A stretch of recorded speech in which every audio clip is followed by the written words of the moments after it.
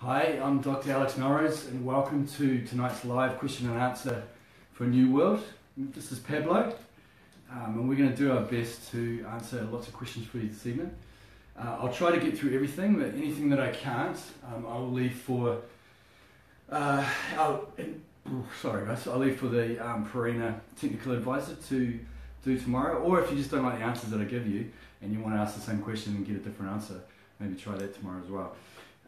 Right, now let's see what we've got so far. Some of you have already submitted questions, so I'm going to start with that and focus on Pablo, but listen to my words. First question from Indira. Both of Indira's chihuahuas get esophageal spasm, particularly after eating. It sounds like snorting, which is pretty common with griffins as well. And one of them only weighs 1.8 kilos and it just about knocks her over when she does it. Rubbing the throat fixes it. Can they stop it from happening? Not really, is the short answer. The long answer is what's probably going on is it's probably more likely to be a tracheal problem rather than an esophageal problem. And a lot of small breed dogs, their trachea is reasonably flexible and can collapse in a little bit. Also, if they've got a squash face, they can catch their own soft palate on the back of their vocal folds. So both of those things are probably going on with chihuahuas. Definitely rubbing it does tend to alleviate the problem, but there's not really anything else you need to do. There are surgical techniques, but in situations where it's not affecting the quality of life very much, you're not going to jump in and go overboard and do surgery. So doing everything right. Next question. Kerry. Kerry's got two Bernese mountain dogs, so we're going from one extreme with chihuahuas to the other with Bernese. Kerry says the breed is prone to cancer, which unfortunately is true of all giant breeds. Are there any new ideas or theories among vets on prevention? Not really. It's linked to these guys having such massive bone structure and such fast rate of growth. So there's not too much you can do. It sort of goes with the territory, unfortunately, when you choose a giant breed, that they have a shorter lifespan and that they're prone to certain conditions like bone cancer. Obviously looking after them well as far as not letting them suffer any really big traumatic events where they have to put hardware into their bones like pins and plates is a good idea. If they do have hardware in them, then it's even more likely that they'll develop cancer around those sites. So yeah, look, every breed of dog has its problems, even Pablo. So it's just one of those things, you know, you love them and don't overthink it. Next we got Carolyn, and their kitten has just turned 12 weeks old and is still on dry food, which is fine. Can they introduce something new and what should they give it? Well, this is a great example of fitting the diet to the life stage of the pet. So you want to use a kitten formula, high quality diet, which has got more protein in it for growth and more calcium and phosphate for bone development. So for Carolyn, we can give her some free food. There we go. Pablo wants a bit, but it's kitten formula, so we will we'll keep it for the kitten, eh, Pip? You can have something else later. Let's send that out to you. Next up, we've got, oh, you really wanted some. You really want some. Next up, we've got Anita, and she did a good thing. She adopted a kitten from the SPCA, and the kitten's very playful, but loves to bite. This is something I hear heaps of clients tell me about stuff like this. It's only a kitten in size, so it's not doing a lot of damage, but they're still not happy about it. So what can they do to change their habit and make sure they don't get damaged when the kitten gets bigger? Look, first of all, kittens are going to try and do this a lot more than adult cats. So as that kitten gets older and bigger and stronger, it's not going to be going a little crazy like that and biting your hands as much. It's like an overexcitement thing. But obviously you can modify cats' behaviour. So it's not only dogs you can train well, you can train cats a bit. Easy thing to do to start with is just to walk off. So the kitten's playing, it starts to get too rough, you just stand up and walk off. Now that's giving it some negative reinforcement that, oh, I've just had playtime taken away from me. If that's not working, often we'll recommend clients try a water pistol, which is, some clients will find a little bit mean, but it's not hurting the kitten, and it's quite a non-confrontational way to get it to back down immediately, rather than sort of turning into some kind of hand versus claw horror scene. So yeah, water pistols if required. Next question is from Urs. Their cat's eye has gone from a normal colour, which happens to be green, to brown and red. What could cause this? Well, the first thing I'd say is, as a vet, is whenever someone rings up and says that there's some significant change with an eye, we just say straight away, get that animal down here, let's have a look at it, because eyes can deteriorate quite quickly, and you want to get stuck in there and get some medication in there before you're doing surgery on an eye.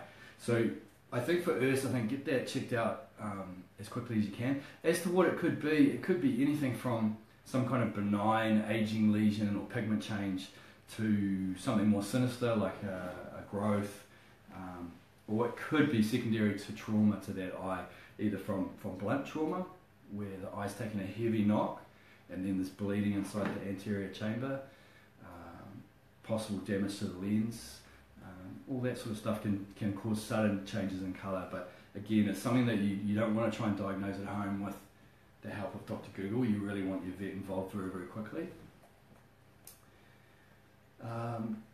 Liesel and Deborah have a question on the best way to keep your dog or cat's teeth clean that doesn't involve brushing.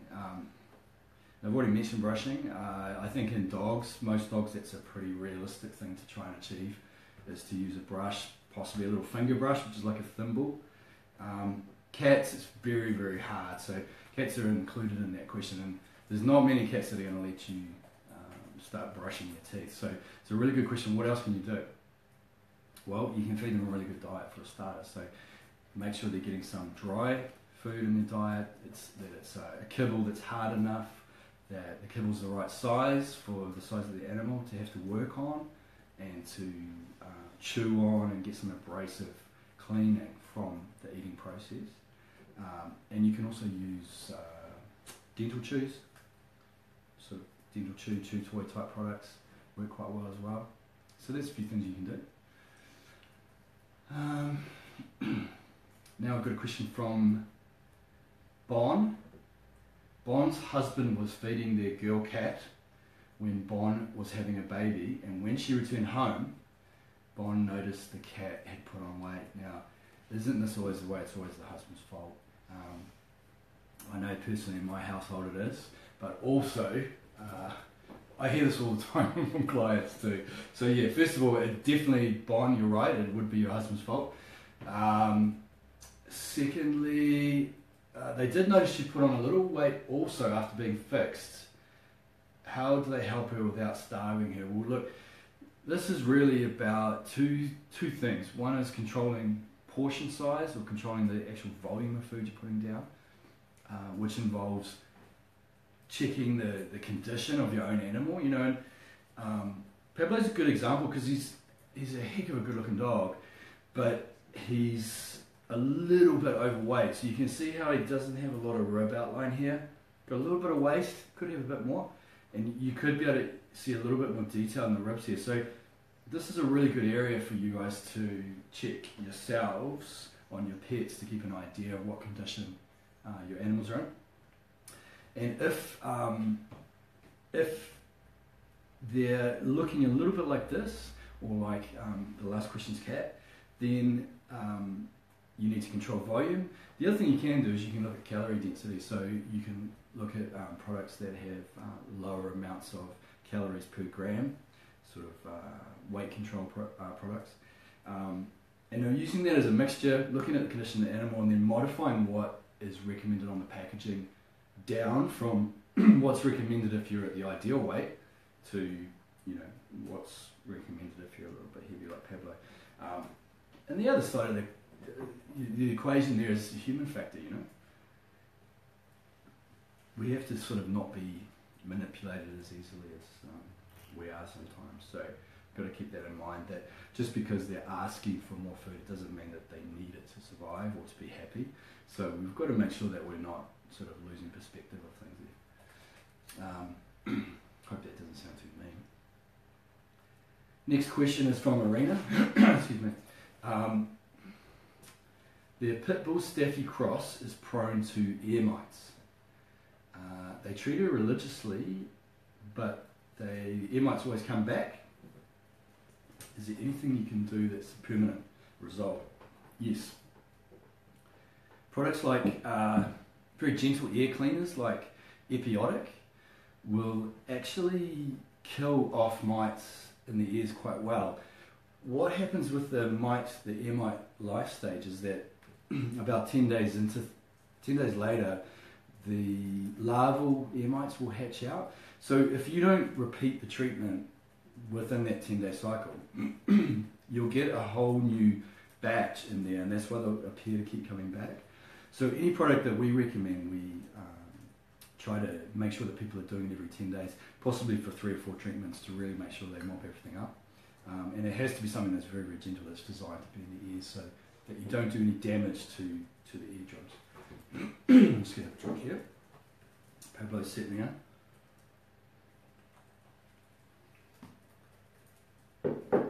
Okay.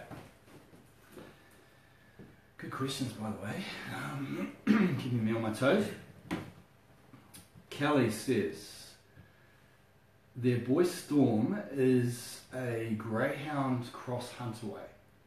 Pretty cool, be a cool personality. And is 2.5 years old. He doesn't gain any weight. So it's like the opposite of what we were just talking about with Pablo and the cat before. He has 2 meals a day, which sounds good. Biscuits in the morning and biscuits and dog roll at night. Now that's quite a common thing to add into a diet, the dog roll, where people are trying to get more calories into their dogs to put on condition. They'll often reach for dog roll, which is very high in fat. In certain situations it can be quite useful. There will be the odd occasion where he doesn't eat his breakfast. It's pretty normal. Kelly is worried he may get too skinny. What can they do? Well, I think for a starter, Hunterways and Greyhounds are 2 breeds that tend to be quite slim. And I do find that I'll have a lot of clients that come in and sort of worry about their cat or their dog being too thin when in fact they're quite an ideal weight, and it's more around the client and us as a community getting used to seeing a lot of overweight pets. We know that about 25% of our pets are what we should probably be calling obese. Certainly Pablo's not obese, but he's in that next category where he's a little bit overweight. So I think one thing is understanding what a healthy weight looks like. The other thing I would say with particularly with greyhounds is get their bloods done. So get your vet to do some blood tests, check their thyroid. It's quite a common problem in greyhounds. Just make sure there's no underlying reason for that dog to not be putting on weight. And then if that's clear, you'll probably also get some guidance from your vet around whether that he is too thin or not. And you might, after doing that, have nothing to worry about. So that's where I'd start that. Question from Tanya. Tanya thinks her cat gets hay fever in its eyes quite regularly. And Tanya is worried about the costs of taking her cat into the clinic all the time, every time it flares up. Can Tanya use Clear Eyes from the chemist? As the drops, she noticed the drops she got last time were actually human drops. Well, there's quite a bit in that. First of all, as I said before, you don't want to muck around with eyes because you can go from having a minor problem to 2 days later, losing an eye. So make sure you're sure that that is what's going on. Now, allergies in cats' eyes are very rare. Chronic viral disease in cats' eyes is very common. So probably what's happening with Tanya's cat is that it's carrying a virus around the conjunctiva of the eye, and then that is breaking out regularly, especially during times of stress. Excuse me, I've got Pablo all over my face. Too fluffy. So it probably is the medicine that cat was getting probably wasn't just like clear eyes, it was probably an antibacterial or something to try and kill off any secondary bacterial infections that were coming in on top of the virus.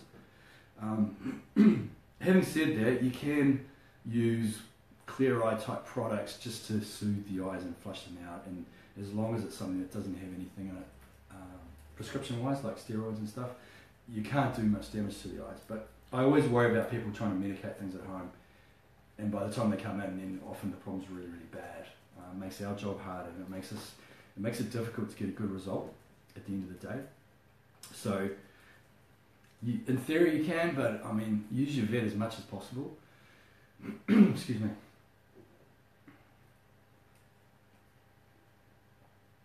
Okay, so we've got a question from Colleen. She's got a Devon Rex, awesome cats, which does not have much fur at the best of times, which is an understatement for Rex. And now he has dry patches all over his body and his tail, and he's lost all his fur. That's pretty unusual for a Rex. This sounds more like his face, but sorry, I just bumped the chair. Have a seat, Pablo. Okay. It's a worry when the dog's more professional than you. So the question was about a Devon Rex that's losing all its fur. Now that is a bit weird. There's a whole host of things that could be going on. There could be a hormonal imbalance, so you want to jump in there and do some blood tests and check for that. There's possibly, could be dietary, although it sounds pretty dramatic. The other thing that we'd check out is parasites. So if there wasn't any obvious skin parasites, we'd have a good look at the possibility of intestinal parasites, which can really affect the coat a lot. But I'd be suspicious of a hormonal condition there. That's what I'll be checking out. Again, blood tests are a really helpful tool for vets to gather more information and I guess to examine the inside of the animal a lot better than just checking out the outside. Okay, we've got a question from Holly. And Holly's 9-year-old girl is a Border Collie Cross Lab.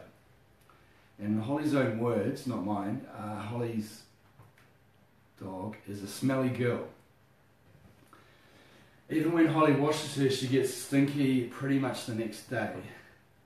Is it the food she's eating, or is it her longer hair? Now, I'm going to assume in this question that she's talking about a smelly coat or skin, because she's sort of referring back to the hair. Now, if that's the case, it could be that some essential fatty acids in the diet will help that. So diets that have more fish oil, coconut oil in the diet sometimes will help with skin health and coat health. But it's also even more likely there could be some problems with bacterial overgrowth or fungal overgrowth on the skin. So one of the first things you can do with skin like that is to try an antibacterial, antifungal shampoo. And if you do use a good shampoo like that and really massage it in well, leave it on the coat for say 10 minutes, 15 minutes, which is difficult sometimes, before you wash them off. And you can do that quite frequently when they've got an unusual coat. You won't dry them out if they're having skin problems. So you might do that every 2 days to start with. If you do that and you see that you're getting a good response, then you're probably on the right track to using a medicated shampoo to reduce the number of bacteria and fungi that are overgrowing on the skin. If that didn't have any impact, then you can again use your vet to start thinking of more complex situations like food allergies and stuff like that, which could be present, but are reasonably uncommon. So bacterial overgrowth and fungal overgrowth is way more common than food allergies, even though food allergies are sort of banded around a lot. Right, next question. Sam has a cat called Little Bug. Got some good names, eh? And Little Bug is old and senile. He howls a lot and wakes us up a few times a night because he gets lost in the house and won't settle. Is there anything they can do to help relax and get him to sleep through the night? And Sam says it's just like having a baby. I don't know if it's quite that stressful, but speaking from experience, but I know what you're saying. So look, surprisingly, well look, something that not a lot of clients know is that a lot of senior cats will develop senility, and howling and getting lost in the home is actually quite a common problem that we see. Again, interestingly, essential fatty acids have quite a bit of impact on brain function, and so we can look at coconut oils and fish oils to help that. There are some other products around like Vivitonin which tend to help blood flow through the brain, which can work, and your vet can guide you on that. And we've got a question from Cornell on why does their cat drool? There's heaps of reasons why it could be drooling. So look, sometimes cats will drool from excitement. If it's not from excitement and it's then the first thing I'd be checking is the mouth itself. So we're looking at teeth, looking for tooth cavities, broken teeth. We're looking for pieces of food that are jammed in against the teeth, and we're also maybe looking at gingivitis, inflammation and infection of the gums can also cause drooling in cats. Next question, we've got Madeline. Can they bathe their kitten when he gets muddy? He's a tabby Persian and he likes water. Yes. That's the easy one. Yes, you can. Yeah, if the cat's not stressing out, of course you can wash it. Question from Brenda. How serious are polyps growing on or alongside cats' eardrums? They can be really serious because what can happen is those polyps can actually grow through the eardrum, putting a hole in it. And also they can trap a lot of excess wax and can be a site for infection, which again can damage the eardrum. So polyps are pretty serious. You cannot remove them yourself. We can remove them. You cannot remove them at home. Question from Annette. Annette has a rescue Foxy Cross, which would be very high energy. Had him for 18 months. He hates the car and is actually vomits when he's going on car trips. They have bought a little basket for him, but he's just the same. You can get a product called Carmex to help with travel. It's over the counter, so it's not a drug as such. It's got Carver in it, which tends to just chill animals out that are getting anxious about travel. And we've had some really good results with it. I'll try that. Sarah, what are the best things you can do for your cat when it has FIV? So FIV is basically cat AIDS. One of the most important things is to make that cat an indoor cat, because obviously cat AIDS is spread through cat fights and bites, and you can't have a cat with cat AIDS outside, getting into scraps and spreading the disease. Other than that, you want to just keep it healthy. So you'd be more likely, if it got some mild signs of illness, to jump on it quickly, bring it down, get us to help, get it on antibiotics, make sure it's on an optimal food, supplements, things like that. And a lot of these cats with FIV, they'll live really, really well for a long period of time, especially with good veterinary care and good nutrition. Question from Carly. Her cat has just been diagnosed with kidney failure. It's only got 25% function left. What things can she do? Put it on a really, really good kidney diet. So Carly, I want you to get a prescription diet from your vet. Okay, a prescription kidney diet doubles the lifespan of cats with renal disease. So we can play around with drugs, we can play around with medicines that also help with kidney function. We've got things that change the blood flow to the kidneys, that control blood pressure, and that minimize protein loss. And all these things help, but they don't help nearly as much as a very, very high quality prescription kidney diet. So that's the short answer for that. Leanne asks, are flea treatments for cats really necessary in the winter? Usually yes, because our homes are heated and fleas love to live in or around our houses, and they can usually survive reasonably well through our winter because it's pretty mild. There just won't be as many of them, so yeah. Okay, we've got a question from Rachel.